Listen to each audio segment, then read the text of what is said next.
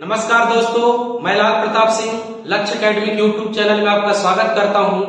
आज हम लोग का टॉपिक भारतीय संविधान के मौलिक अधिकार फंडामेंटल राइट्स के बारे में है, जिनको हम बारीकियों समझने की कोशिश करेंगे। तो सबसे पहले चलते हैं मौलिक अधिकार का परिचय। मौलिक अधिकार देखें तो भारतीय संविधान के भाग 3 12 से लेकर 35 तक इसका उल्लेख किया गया है, जो कि अमेरिका से इसको शामिल किया गया। क्वेश्चन आएगा कि मौलिक अधिकार कौन से भाग में है, तो भाग 3 में है। कौन सा अनुच्छेद 12 से लेकर 35 तक इसका उल्लेख किया गया है। जबकि भारतीय संविधान में इसे देखें तो कहां से शामिल किया गया है, अमेरिका से शामिल किया गया। बहुत इंपॉर्टेंट क्वेश्चन पूछता है कि कहां से मौलिक अधिकार लिया गया है, तो अमेरिका से लिया गया है। सर्वप्रथम भारतीय इतिहास में मौलिक अधिकार का इतिहास देखें तो सर्वप्रथम देखें 1931 में सरदार वल्लभ भाई पटेल ने कराची अधिवेशन में मौलिक अधिकार को भारतीय संविधान में शामिल किया गया था। भारत में कब मौलिक अधिकार शामिल हुआ, 1931 के कराची अधिवेशन में मौलिक अधिकार को शामिल किया गया है। अब देखें मौलिक अधिकार मूल संविधान में 7 मौलिक अधिकार थे। कितने मौलिक अधिकार थे, 7 मौलिक अधिकार थे। पहला देखें समानता का अधिकार, स्वतंत्रता का अधिकार, शोषण के विरुद्ध अधिकार, धार्मिक स्वतंत्रता का अधिकार, शिक्षा एवं संस्कृति का अधिकार और संवैधानिक उपचारों का अधिकार। इसके अतिरिक्त एक और मौलिक अधिकार था जो कि था संपत्ति का अधिकार। संपत्ति के अधिकार देखें तो इसको 44वें संविधान संशोधन 1978 में इसको हटा दिया गया है। क्वेश्चन बहुत बार आ चुका है कि कौन से मौलिक अधिकार को हटाया गया और किसमें शामिल किया गया, तो संपत्ति के अधिकार को 44वें संविधान संशोधन 1978 में हटा दिया गया और जिसे 301 कानूनी अधिकार में शामिल किया गया। ये तो हो गया मौलिक अधिकार का परिचय। अब हम लोग चलते हैं मौलिक अधिकार को एक एक क्रम में समझने की कोशिश करते हैं, डिटेल क्लास करते हैं। सबसे पहले देखें समानता का अधिकार। पहला मौलिक अधिकार है समानता का अधिकार, जो कि अनुच्छेद 14 से लेकर 18 तक इसका उल्लेख किया गया है। सबसे पहले देखें 14, अनुच्छेद 14 क्या बोलता है, विधि के समान संरक्षण, विधिक समान समानता। अर्थात कानून की विधि मतलब होता है कानून। कानून की नजर में सभी नागरिक समान हैं और सभी को संरक्षण प्रदान किया जाएगा। ये भारतीय संविधान का अनुच्छेद 14 बोलता है।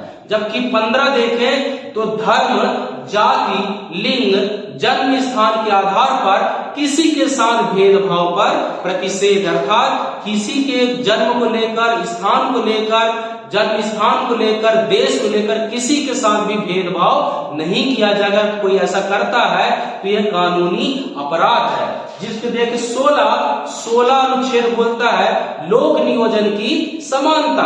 लोक नियोजन की समानता है अनुच्छेद 16 में। 17 बहुत इंपॉर्टेंट आर्टिकल पूछता है, अनुच्छेद पूछता है। अनुच्छेद 17 देखें तो अस्पृश्यता कंध, छुआछूत कंध। कई बार एग्जाम में क्वेश्चन आ चुके हैं। अनटचेबिलिटी कानून कब लागू हुआ, तो 1955 में कानून बना, अस्पृश्यता निवारण कानून। और अनुच्छेद देखें तो 17, अगर किसी के साथ भी छुआछूत की भावना की जाती है तो यह कानूनी अपराध है। हमारा मौलिक अधिकार है, अनुच्छेद 17 इस पे कानून बनाता है।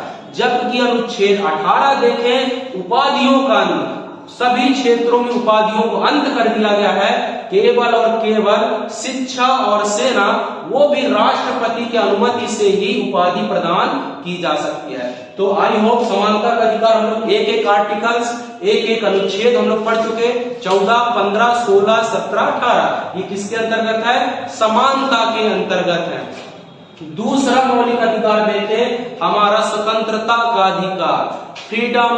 देखें तो स्वतंत्रता का अधिकार देखें तो 19 से लेकर 22 अनुच्छेद तक इसका उल्लेख किया गया है। कहां से कहां तक, 19 से लेकर 22 तक। अब इसको बारीकी से समझने की कोशिश करते हैं। आप चाहें तो नोट्स कर सकते हैं। देखें तो सर्वप्रथम अनुच्छेद आर्टिकल 19 में वाक अभिवृद्धि की स्वतंत्रता। वाक अभिवृद्धि मतलब होता है बोलने की स्वतंत्रता, यानी कि आप पूर्णतः है बोलने के लिए स्वतंत्र है, परंतु उतना ही बोलना जिससे किसी की भावनाओं को ठेस ना पहुंचे। तो अनुच्छेद 19 बोलता है वाक अभिव्यक्ति की स्वतंत्रता। इसके अलावा देखें 19 के अंतर्गत ही 6 प्रकार की स्वतंत्रताओं को शामिल किया गया। कितने प्रकार के? 6 प्रकार की स्वतंत्रताओं को शामिल किया गया, जिसमें 19 का में देखें प्रेस की स्वतंत्रता।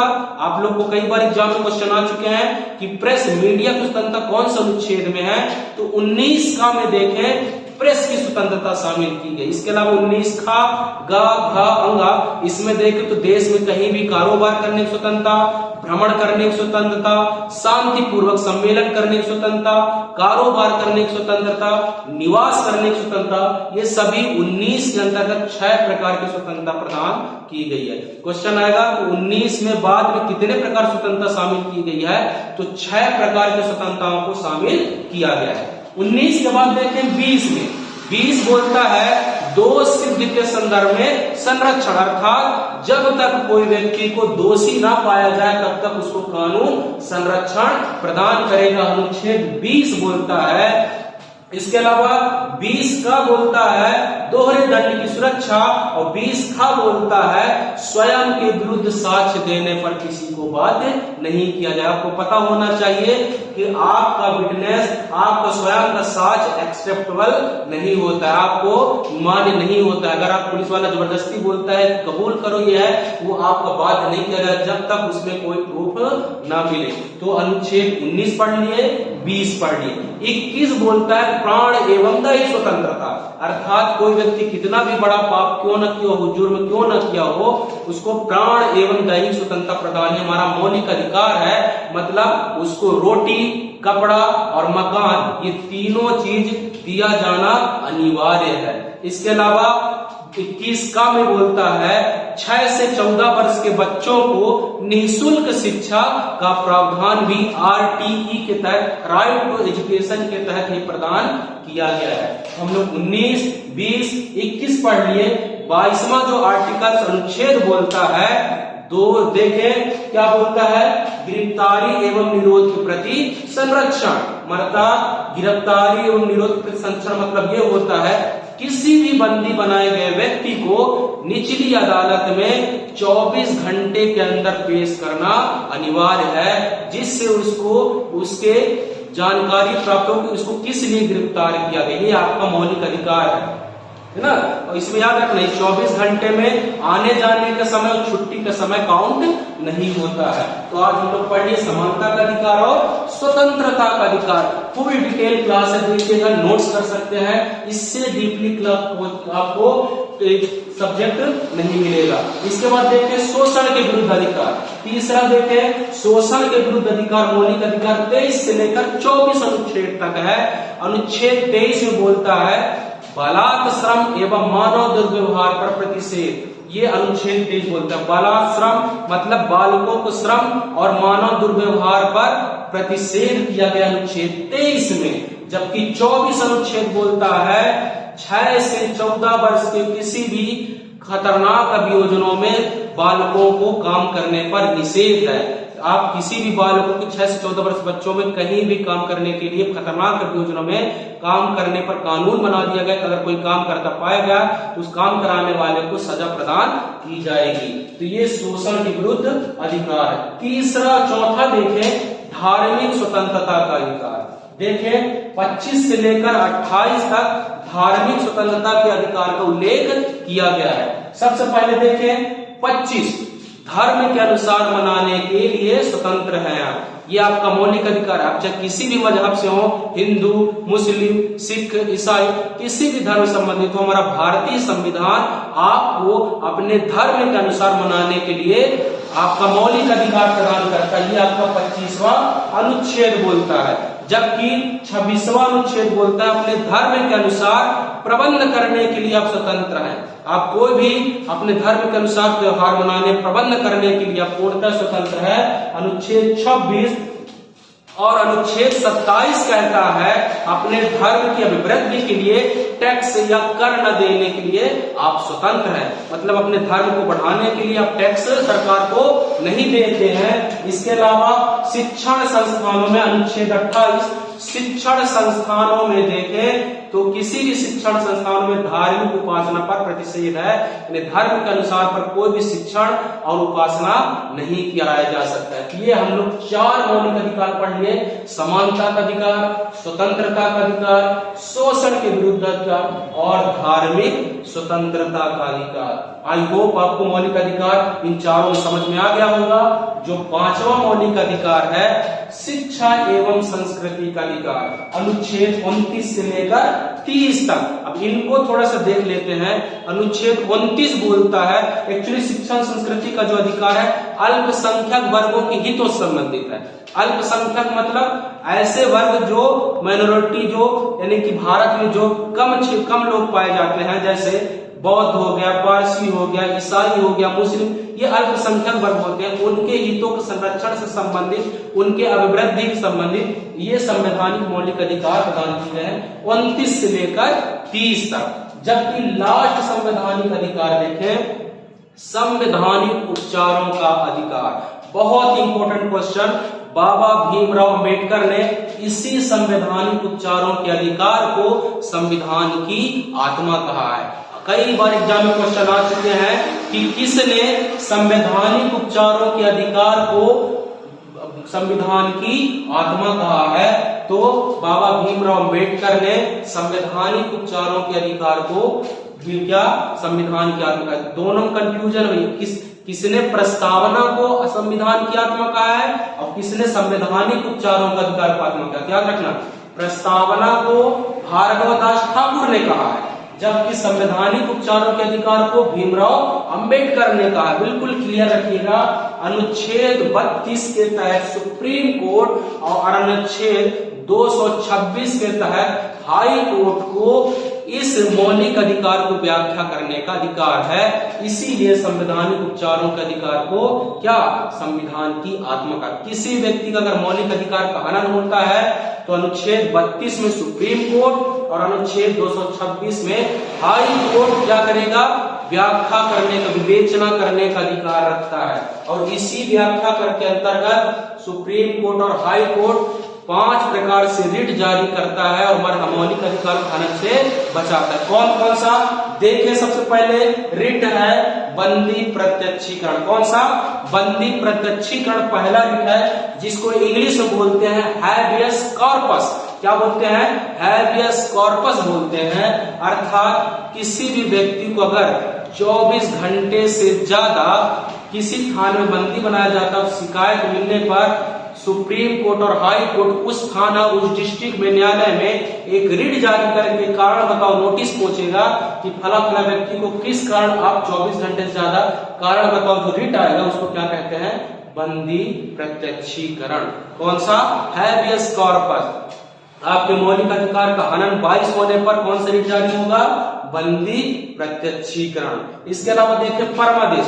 कोई भी बड़े अधिकारी, लोक अधिकारी अपने कर्तव्यों का पालन न करने पर जो सुप्रीम कोर्ट और हाई कोर्ट रिट जारी करता है उसको क्या बोलते हैं? परमादेश। परमादेश मतलब होता है मेंडामास, है ना। किसी भी लोक अधिकारी अपने अधिकारिता से अपने कर्तव्यों का पालन न करने पर जो रिट जारी किया जाता है उसको क्या कहते हैं? परमादेश कहा जाता है। और इंग्लिश में बोलते हैं मेंडामास। प्रतिषेध, प्रोहिबिशन।